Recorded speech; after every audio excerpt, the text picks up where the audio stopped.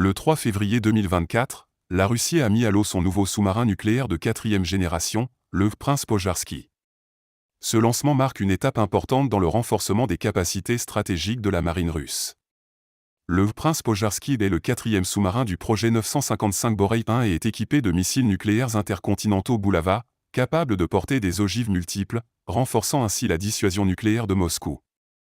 Ce sous-marin se distingue par sa technologie de pointe, intégrant une furtivité accrue pour éviter la détection par les systèmes de surveillance ennemis, ainsi qu'une endurance opérationnelle permettant de longues missions en immersion profonde.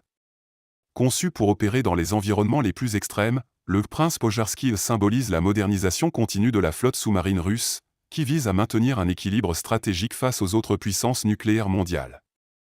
Le développement de ce sous-marin s'inscrit dans le cadre de la stratégie de défense nationale de la Russie, qui a considérablement investi dans ses forces navales au cours des dernières années. La mise à l'eau du Prince Pozharsky intervient à un moment où les tensions géopolitiques sont élevées, notamment en raison des frictions persistantes entre la Russie et les pays occidentaux. Ce lancement envoie un signal fort sur la capacité de la Russie à projeter sa puissance et à protéger ses intérêts stratégiques. Les experts militaires estiment que le Prince Pozharsky apportera une flexibilité opérationnelle sans précédent à la marine russe.